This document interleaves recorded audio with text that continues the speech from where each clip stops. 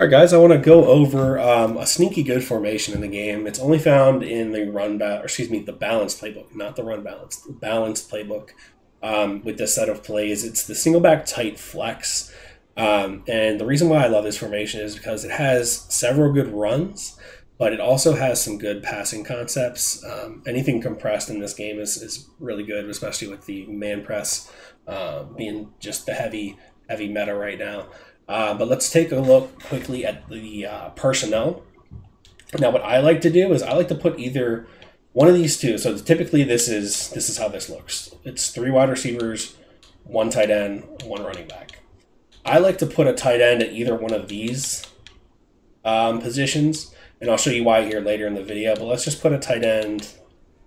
We'll put him right here, and put Ja'Marr Chase out there. Now let's take a look at the runs real quick. I like the off tackle as my audible. If I plan on running the ball, I'll come out and like the dive. Now we're gonna come out and cover three sky, and let's take a look at the off tackle. Now Aaron Donald may very well blow this up. There we go. It's actually fun. That's really good blocking. You know, he came off his block. Fair enough. He got the tackle, but the way that blocking sets up is very, very good, and it's consistent too. Like there's a gap right there. There's a big gap right there, right? So that's a solid run. You can do it left or right, but just don't flip the formation, right? You don't want to flip this formation because it's a huge tell. These guys will switch from one side of the field to the other, and it'll be annoying. So you can go left or right, pretty darn good. Now with the dive is straightforward, but you can also this tight end on the outside here on the right or on the left. It just depends on, you know, if you flip the formation around. You can motion him into the backfield. I wish this was a little bit better because watch what he does. He kind of runs away. So against the dive, you can cut it back. Even if you were to do, like if I'm in this dive right here and I butt pat it to the right and then I bring him in the backfield, he'll run to the left. It's a very weird thing, but with dive, you can go left or right. So I could do something like that. Big run, right? Huge run. That's what we're going to do with this formation, is really establish the ground game, make sure they can't sit in like a dollar or like a 3-3-5 against us, because then, you know, it's going to be hard for us to throw the ball every down. So that's where we start. The next piece is really going to be the passing. So my audibles slot corner. All I do is streak this guy right here. And it helps to have short and elite on this tight end or receiver, whoever you put here, because it'll get a lot better separation. Same thing with this route here. You really want to read this. This is probably your best progression is drag to post to corner route. So I think we're going against zone coverage here. We are. And you have the post route on the backside. The corner route gets open eventually. That's your third read. So let's take a look here at this corner route. That'll run that player off, and then right there when he starts to bite back, that's when you throw that corner. But then you always have the drag, and then the halfback is really your safety valve. You can kind of just dump this off and then make a quick move, but it's not. It's your last read, right? Now let's take a look at if you're coming out to pass, and say you're in a passing situation, you don't want to come out in the dive. You can also come out in the PA waggle. I really like the PA waggle to beat zone coverage deep.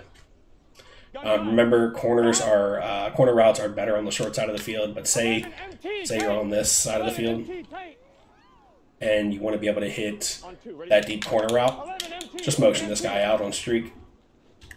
It'll create a lot more space for you, and the deep third won't play the corner route and the streak route. So you can see if you're able to beat cover 3 really deep. It's the same concept against cover 4 or cover 2. You don't really have to change your route setup. If it's cover 2, you can leave this guy on the flat, by all means. But if you're not sure, just streak and motion. 11. Now, let's take a look really quick at the PA draw shot. Well, draw cross. Excuse me, PA draw cross. Now, what you should notice about this particular play is that this receiver is on a really good angle route. So if I were facing man coverage, 11. I just audible to cover one hole, and I let this play run out. Once Ja'Marr Chase takes that cut, he's gone. And I know he dropped that ball, but it's that little rack glitch that's in the game. But he's absolutely gone. You can see you have your other two underneath crossing routes. You know, take what's given to you. Then these guys will sometimes run into each other. Look how crazy this is. This guy 1, 2, 1, 2. Like runs into two people. It's nuts. You probably won't get this route open on the backside. Just don't even. I wouldn't even try to throw that against man coverage. But the main read to beat man coverage deep is your angle route. Does this work against zone coverage as well? Absolutely. But there's a little nuance to it. So let's go ahead, and we're against cover 3 right now. I like to, when I'm running against cover 3 or any kind of zone, streak this wide receiver. You can take the play action out, you can leave it in, doesn't really matter. But it takes a little bit longer for this to get open, right? So that's not when you want to throw that. That's not when you want to throw it. You want to throw that later in the progression. You want to give this Y route time to push that deep third off. And it's like way later. So it's not, I wouldn't say it's the most easy read. Definitely not something you can rely on 100% of the time, but every now and again, like this, if I switch to the right side, sometimes this will run it off. A lot of it has to do with the player's speed too. Like, so you notice that my tight end is very slow and Ja'Marr Chase is very fast. So his route is not going to run off these zones fast enough for Chase to stay underneath. So it's really hit or miss. It's really good against cover 2 though, however. So I'm going to audible to Tampa 2 real quick. We'll do that same route combination. And then you can see that X gets wide open, right? It's really, I mean, it's more effective as a cover 2 beater than it is a cover 3 beater or cover 4 beater, but it is possible to run against those. Just, it's a little bit more nuanced, is what I can say. Now, I want to take a step back real quick, and you're probably thinking, why would you put a tight end at a position where you're running a corner route? Remember, I put the tight end here instead of the wide receiver. Well, the reason is I don't think this playbook has as much juice as a lot of other playbooks. These formations are not great.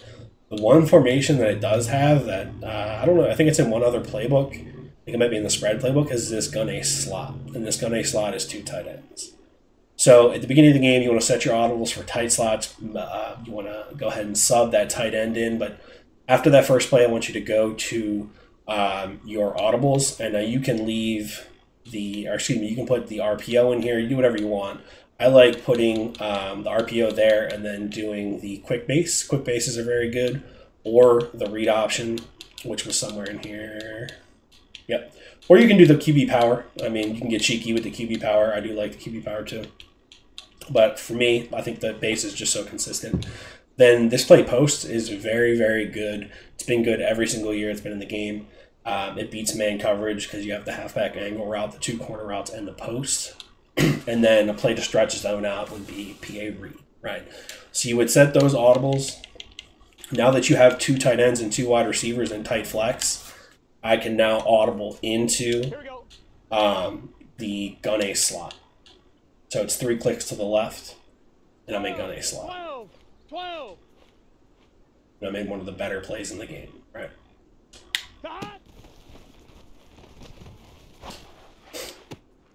Just a very quick little cool mini scheme. I definitely would run this if this playbook had a little bit more juice to it, but I think you guys would really enjoy running this. It's a simple scheme. Anybody can do it, and it doesn't take a lot of really superstar players to execute. So very, very good scheme. Hope you guys enjoyed it. Let me know in the comments section what else you guys want to see.